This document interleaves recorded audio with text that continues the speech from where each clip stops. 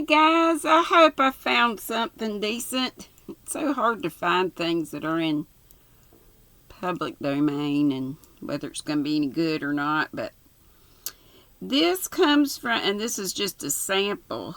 I'm so broke, y'all. It comes in my car. I think I may even have to suspend giveaways this month. I hate to have to do that, but when it could go anywhere in the world, and it has sometimes. I've sent to Australia and some other places that, But anyway, this is Ghostly Tales, Spine-Chilling Stories of the Victorian Age. So I figured we were safe as far as our dates and that, and the authors and all. Being from the way back. And this is from M.R. James. I don't know that I've heard of him before, but little thing that's on here before you read some little quotes. It says, "What?" said the Colonel. "Do you mean to tell me you don't believe in second sight or ghost or anything of that kind?" And the story is, "Oh, whistle and I'll come to you, my lad." This has some really good ones in it, I think. The Old Nurse's Story, that's one I looked up, by Elizabeth Gaskell. I'm not familiar with her, but it seemed like The Old Nurse's Story was in several anthologies. So, The Signalman by Charles Dickens. The Body Snatcher, Robert Louis Stevenson. These are just the stories that are in this book. The Captain of the Pole Star, Sir Arthur Conan Doyle. The Phantom Coach, Amelia B. Edwards. The Screaming Skull, F. Marion Crawford. So, it only gives us the first one from this M.R. James. It's spooky looking. Look at that picture. The Tales. And then here's the first one. It's kind of old-timey, doesn't it? I hope they're good. We'll see. Okay. Here it is. M.R. James. "I suppose you will be getting away pretty soon now for full term is over, Professor," said a person not in the story to the professor of ontography,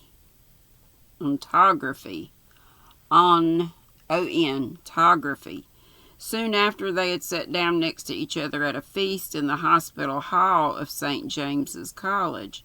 The professor was young, neat, and precise in speech. "Yes," he said, "my friends have been making me take up golf this term, and I mean to go to the East Coast, in point of fact to Burnstow," and in parentheses it says, "I dare say you know it, for a week or 10 days to improve my game. I hope to get off tomorrow." "Oh, Parkins," said his neighbor on the other side, "if you're going to Burnstow, I wish you would look at the site of the Templars' preceptory, and let me know if you think it would be any good to have a dig there in the summer." It was, as you might suppose, a person of antiquarian pursuits who said this, but since he merely appears in this prologue, there's no need to give his entitlements. "Certainly," said Parkins the professor. "If you will describe to me whereabouts the site is, I will do my best to give you an idea of the lie of the land when I get back. Or I could write to you about it if you would tell me where you are likely to be." "Don't trouble to do that, thanks. It's only that I'm thinking of taking my family in that direction in the long," and long is capitalized, "and it occurred to me that, as very few of the English preceptories have ever been properly planned, I might have an opportunity of doing something useful on off days." The professor rather sniffed at the idea that planning out a preceptory could be described as useful. His neighbor continued, "The site, I doubt if there is anything showing above ground, must be quite down close to the beach now. The sea has encroached tremendously, as you know, all along that bit of coast. I should think, from the map, that it must be about 3/4 of a mile from the Globe Inn at the north end of town. Where are you going to stay? Well, at the Globe Inn, as a matter of fact, said Parkins. I have engaged a room there. I couldn't get in anywhere else. Most of the lodging houses are shut up in winter, it seems, and as it is, they tell me that the only room of any size I can have is really a double-bedded one, and that they haven't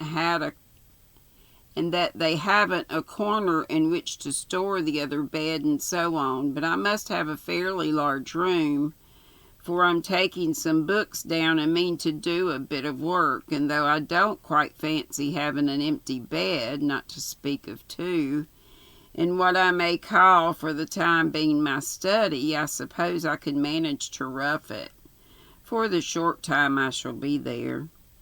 Do you call having an extra bed in your room roughing it, Parkins? I was thinking that too. Said a bluff person opposite. Look here, I shall come down and occupy it for a bit. It'll be company for you. The professor quivered, but managed to laugh in a courteous manner. By all means, Rogers, there's nothing I should like better, but I'm afraid you would find it rather dull. You don't play golf, do you? No, thank heaven, said rude Mr. Rogers. Well, you see, when I'm not writing, I shall most likely be out on the links, and that, as I say, would be rather dull for you, I'm afraid. Oh, I don't know, Jay, when people invite themselves. You're stuck. I'm writing, I shall not likely be out on the links, rather dull.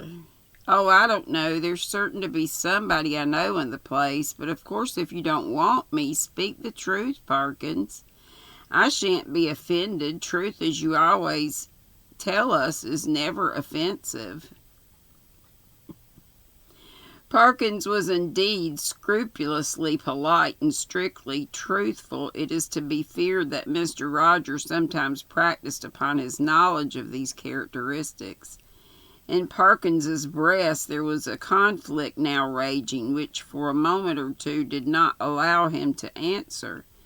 That interval being over, he said, Well, if you want the exact truth, Rogers, I was considering whether the room I speak of would really be large enough to accommodate us both comfortably, and also whether, and in parentheses, mind, I shouldn't have said this if you hadn't pressed me, you would not constitute something in the nature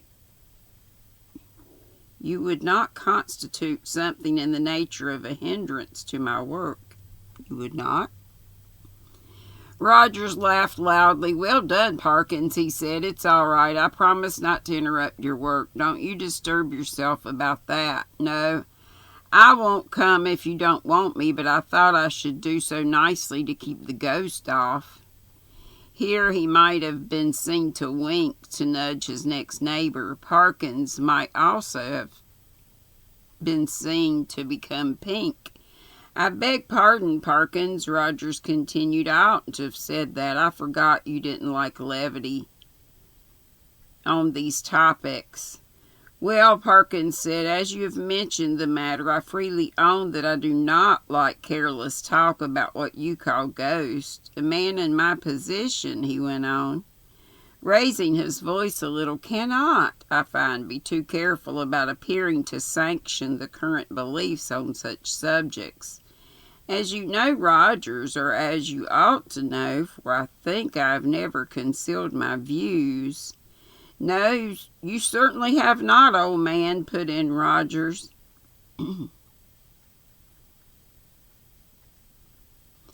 I hold that any semblance, any appearance of concession to the view that such things might exist is equivalent to a renunciation of all that I hold most sacred, but I'm afraid I've not succeeded in securing your attention. Your undivided attention was what Dr. Blimper actually said, Rogers interrupted with every appearance of an earnest desire for accuracy. But I beg your pardon, Parkins, I'm stopping you. No, not at all, said Parkins. I don't remember Blimber. Blimber, capital B. Perhaps he was before my time, but I needn't go on. I'm sure you know what I mean. Yes, yes, said Rogers rather hastily. Just so. We'll go into it fully at Burnstow or somewhere. In repeating the above dialogue, I've tried to give the impression which it made on me that Parkins was something of an old woman.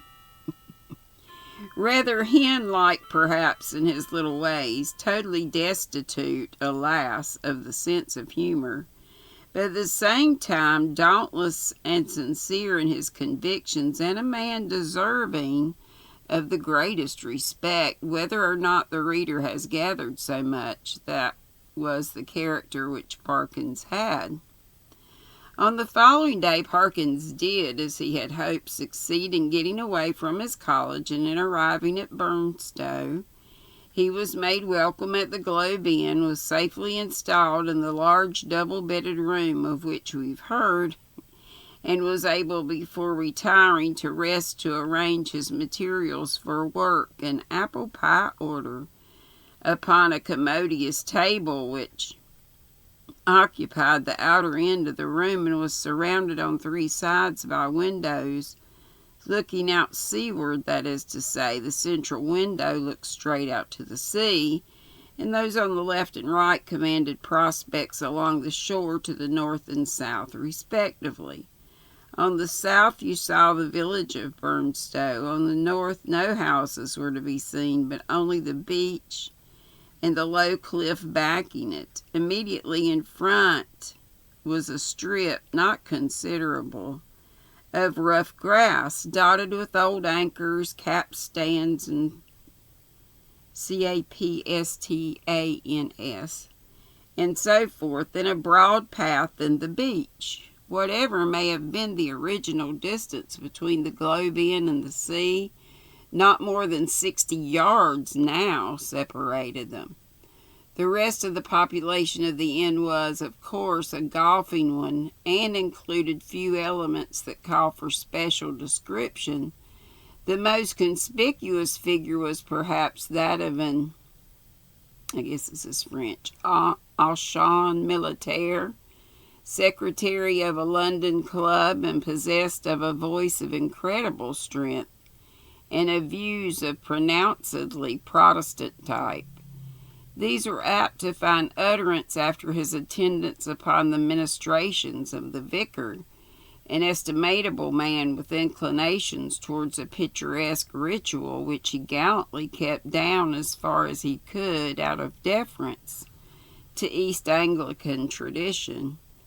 Professor Parkins, one of whose principal characteristics was pluck, spent the greater part of the day, following his arrival at Burnstow, in what he called improving his game, in company with this Colonel Wilson, and during the afternoon, whether the process of improvement were to blame or not, I'm not sure, the Colonel's demeanor assumed a coloring so lurid that even Parkins jibbed at the thought of walking home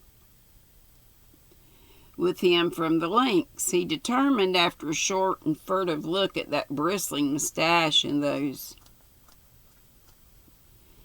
incarnadined features, that it would be wiser to allow the influences of tea and tobacco to do what they could with the Colonel before the dinner hour should render a meeting inevitable.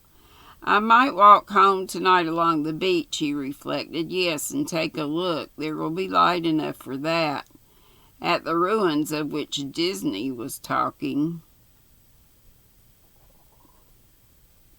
I don't exactly know where they are, by the way, but I expect I can hardly help stumbling on them.